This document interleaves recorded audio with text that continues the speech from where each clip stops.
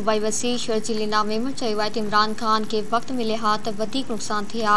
तनक़ीद के बर्दाश्त करण घुर्जे। कराची में साफ़िन सां मुलाक़ात बाद जर्नलिस्ट तकरीब के खिताब कंदे शर्जील इनाम चयो त प्रोटेक्शन बिल में साफ़िन के ख़ुशख़बरी ॾिनी वेंदी। शर्जील इनाम चयो त माज़े में सारे आज़ादी ते पाबंदी बढ़ी वई हुई। गुज़िरियल हुकूमत मीडिया के दबाइण जी कोशिश कई। हुन चयो त साफ़िन के हर हाल में तहफ़्फ़ुज़ फ़राहम कयो वेंदो।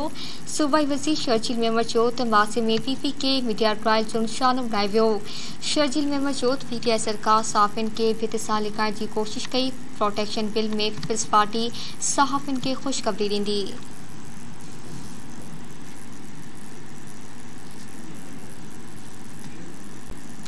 गुरबत के खात्मे समाजी तहफ़्फ़ुज़ वारे खाते जी वफ़ाक़ी वज़ीर शाहज़िया तामरी चयो आहे त इमरान खान के अॻूणे 83 पुलिस सरदारी आइनी तरीक़े सां पार्लियामेंट ज़रिए हटायो ऐं 22 सालनि खां साज़िशनि जी तरबियत वठंदड़ शख़्स हाणे साज़िश जो ढिंढोरो पटी रहियो आहे।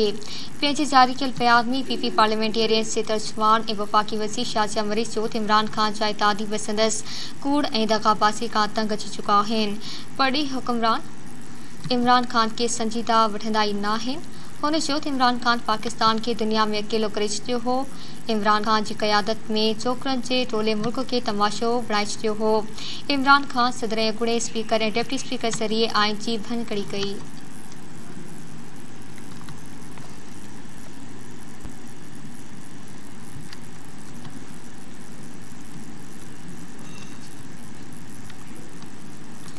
गजल अरब इमारतन जो सदर शेख खलीफा बिन सैदुल निहान लाडाणो करे वियो। गजल अरब इमारतन जे सरकारी ख़बर एजेंसी खलीफा बिन सैदुल निहान जे लाडाणे जी तस्दीक कंदे चयो आहे त सदर जे लाडाणे ते 40 ॾींहं सोग जो ऐलान कयो वियो आहे।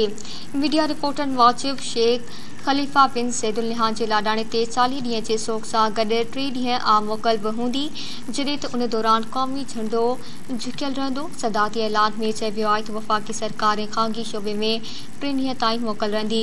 वाज़िर त शेख खलीफा बिन सैदुल निहान 3 नवंबर 2004 खां गजल अरब इमारतन जो हुक्मरान हुयो ऐं हुन पंहिंजे वालिद शेख सैद बिन सुल्तानुल निहान जे लाडाणे खां पोइ UAE जी क़यादत संभाली हुई।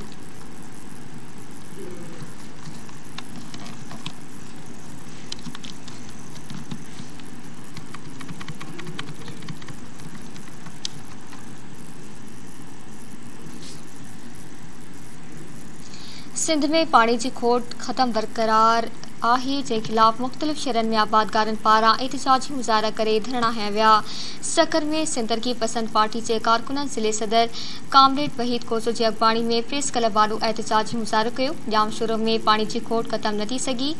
SDP जे अॻवान यूनिस ओटो, शाहवालेथो, अमीरुद्दीन मक्सी, इरशाद महवर ऐं विज अॻवानी में एहतिजाज कयो। जेकबाबाद में JUI पारां डॉक्टर AG अंसारी, मौलाना अब्दुल जब्बारिन, मौलाना ताज मोहम्मद चनो जी अॻवानी में प्रेस क्लब ताईं एहतिजाजी रैली कढी सख़्त नारेबाज़ी कई।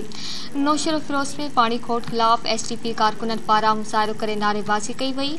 उमरकोट में कामरेड मिहार बंगलानी, सरोप माली ऐं विज जी अॻवानी में प्रेस क्लब वारो एहतिजाजी मुज़ाहिरो करे सख़्त नारेबाज़ी कई वई। सांगड़ में SDP जे कारकुननि अली डिनो ख़ासकेली, अब्दुल जब्बार जी अॻवानी में एहतिजाज कयो।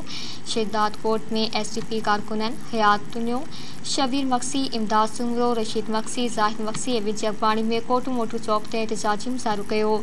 सिंध आबादकार वोट यूथ फोरम सोशल वर्करनि मुर्तज़ा लाशारी, मोहसिन कासी, अमीर जान उमरानी, इरफान सिर्रो, नूर बख्शी ऐं विज जी अॻवानी में कोटू मोटू चौक ते एहतिजाजी मुज़ाहिरो करे निटण उस में धरणो हयो।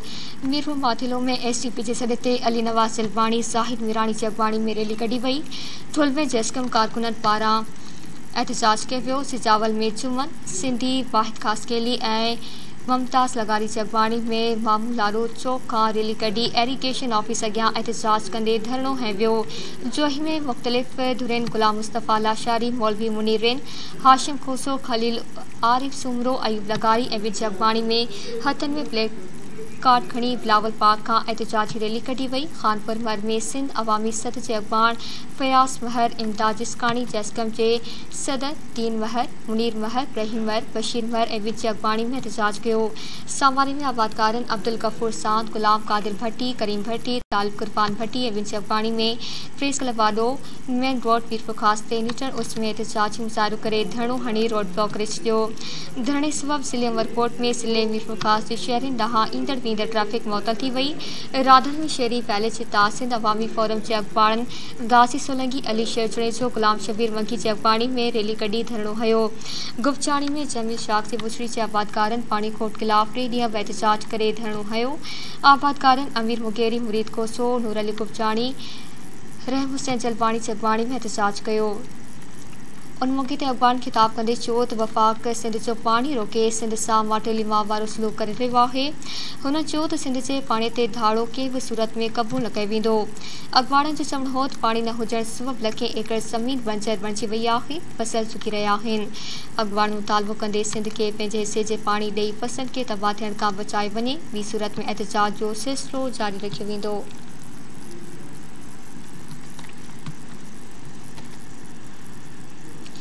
सिंध तरक़ी पसंद पार्टी पारां सिंध में अतरादो पाणी खोट खिलाफ ॾिनल एहतजाज वारे सॾ ते SDP ज़िले ओभर तरफ़ां एहतजाज कयो पियो।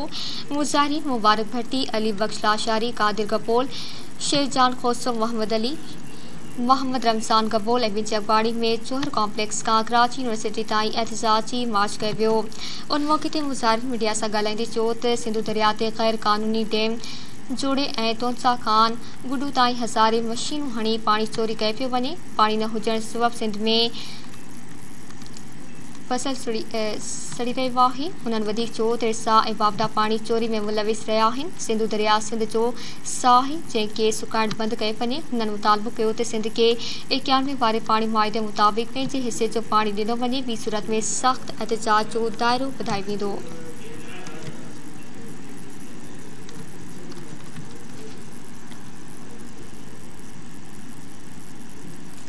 शादीलाज वेझो सुस्की ऐं ट्रॉलर जे टकर में 4 ॼणा हयात विञाए वेठा। शादीलाज वेझो ते सुस्की ऐं ट्रॉलर में टकर थी पियो, जंहिंजे नतीजे में 50 वरिये जो वेगी 8 वरिये जो नूर जहां नूर मोहम्मद ख़ासकेली अलाडिनो ख़ासकेली दमदणी हवाले कयो। इतां मिलण ते पुलिस पहुची लाशनि खे अस्पताल पहुचायो, जितां ज़रूरी कार्रवाई बाद वारसनि हवाले कया विया। होॾां लाश घर पहुचण ते इलाइक़े में सोग वारो माहौल आहे, जॾहिं त घर में कोहराम वतल आहे।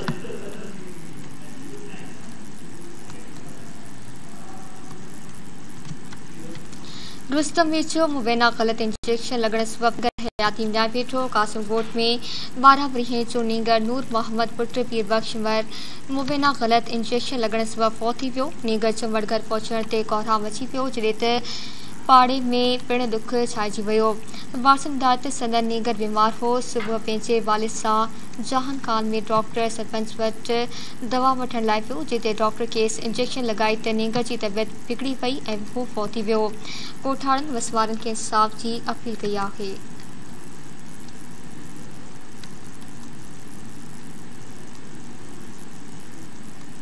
शहदादकोट में निगरी पाणी जे तलाव में ॿुॾी फौत थी वई। झलमक्सी जे इलाइक़े ॻोठ मोहम्मद इलियास जागीराणी में 6 वरिये जी न्याणी सादिया जागीराणी घर ॿाहिरां रांदि खेॾींदे पाणी जे तलाव में किरी पई, जेका पाणी घणो हुजण करे ॿुॾी वई।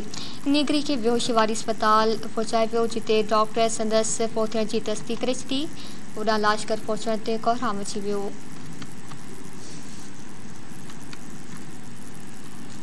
मुबारकपुर में कुते जे ॾाढियल नींगर फौत थी पियो। ॻोठ जमन शाह जो रवासी 15 वरिये जो नौजवान एजाज़ वल अब्दुल लतीफ़ मस्तोई खे कुझु ॾींहं पहिरियां रोलू कुतनि ॾाढे विधो हो।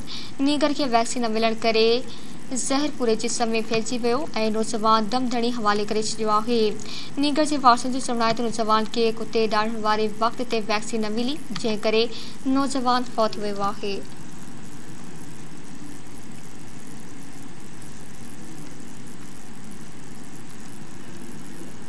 जाती वेझो गुजरली मोटरसाइकिल जे टक्कर में ज़ख़्मी थियल पीरसन औरत दमदणी हवाले कयो। मीर खान मालिया जे रवासिन गुजरली मोटरसाइकिल जे टक्कर में ज़ख़्मी थियल पीरसन औरत फातिमा भालियो तालके अस्पताल में दमदणी हवाले कयो। औरत जे वारसनि एहतजाज कंदे साफ़िन अॻियां धाईंदे चयो त पीरसन औरत जे इलाज लाइ तालका अस्पताल जाती आंदो, जिते डॉक्टर मलम पट्टी करे रवानो करे छॾियो। हुननि चयो त डॉक्टर पारां मुकमल इलाज न करण ऐं लापरवाही सबब संदन औरत पहुती वई आहे। पीरसन औरत जे वासिन अपील कई त अलाइदारूं फौरी तौर नोटिस वठी लापरवाही कंदड़ डॉक्टर्स ऐं मोटरसाइकिल सवार खिलाफ़ कार्रवाई करे इंसाफ़ कयो वञे। मुबारक परवेज जो नौजवान आपघात क्रिश जो गोठ कसारो शहर जो रवासी नौजवान गुलाम मोहम्मद वल्द मोहम्मद इब्राहिम शहर मुबैना तौर ख़ुदकुशी करे छॾी। ॿुधाए पियो वञे त कुझु ॾींहं पहिरियां नौजवान खे पंहिंजे चाचे बहावल शहर पंहिंजे घरवारीअ सां कार्य सां वड़ियो हो, जंहिं ते नौजवान ॻोठ छॾे हलियो वियो हो। नौजवान मुबैना ख़ुदकुशी करे छॾी आहे। अहिड़ी ख़बर पवण ते मुबारकपुर पुलिस नौजवान जे ॻोठ पहुची लाश तहवील में वठी पोस्टमार्टम लाइ ठुल अस्पताल खणाई वई।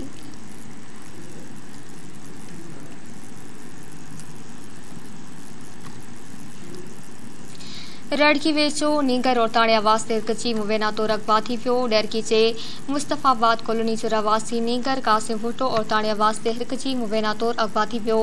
नीगर जो वालिद यासीन भुट्टो डरकी थाणे ते पहुची पुट जे अगवा जो इतला ॾिनो। यासीन भुट्टो चयो त 36 कलाक गुज़रण बावजूद संदसि पुट कासिम भुट्टो धाड़ेलनि जे चंबे मां बासियाब न थी सघियो, जंहिं करे बासियाबी लाइ 50 लख रुपया भंग तलब कयो वियो आहे।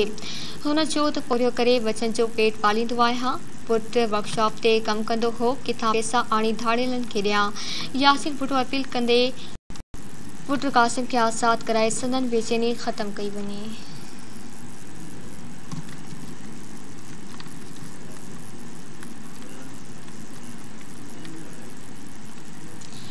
SHO डरकी अतर चन्ना चयो त नीगर जे आख़िरी लोकेशन रामती वारे इलाइक़े में मिली आहे, जेका औरताणे आवास मां हिरकची अगवा थियो आहे। वधीक जांच कई पई वञे। ख़बर शामिल कंदासीं। शिदात कोट भरिसां कबाड़ जे गोदाम खे ओचितो बाहि लॻण सबबि लखे रुपयनि जो सामान सड़ी वियो।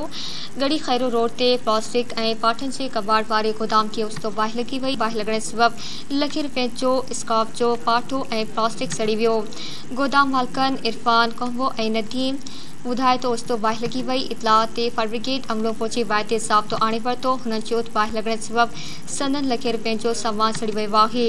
गोदाम मालिकनि चयो त संदन नुक़सान जो इज़ालो करे बेचैनी ख़त्म कई वञे।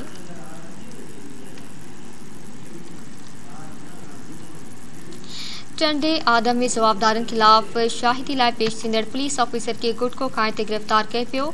असिस्टेंट सेशन जज ऐं सीनियर सिविल जज एजाज़ अली शाह जी अदालत में गुटको बरामद थियण वारे केस में जवाबदार खिलाफ़ शाहिदी लाइ अदालत में पेश थींदड़ टंडो आदम सिटी थाणे जे SI अमीर बख्श शमराणी अदालत में पाण गुटको खाईंदो रहियो। अदालत मथसि सख़्त नाराज़ थींदे खेसि गिरफ़्तार करण जो हुकुम ॾिनो ऐं संदसि तलाशी मां पिणु गुटको बरामद थियण ते पुलिस खे हुकुम ॾिनो त SI अमीर बख्श शमराणी ते केस दाख़िल कयो वञे।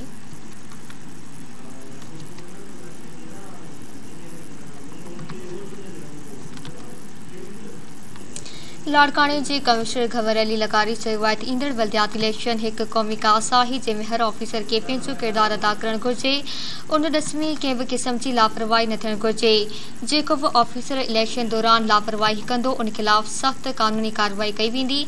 कमिश्नर लाड़काणो डिवीज़न घवर अली लगारी पारां मकानी चूंडनि, इंतिज़ामी मामलनि, पोलियो तरक़ियाती कमनि बाबति अॼु DC ऑफिस कंवर जे दरबार हाल में हिकु आला सतही इजलास जी सदारत कई। उन मौक़े ते कमिश्नर चयो त इलेक्शन कमीशन जे ऑफिसरनि खे यकीन ॾियारियो त जेकॾहिं को बि फंडिंग जो मसइलो आहे त उहो फ़ौरन हल कराए वेंदो।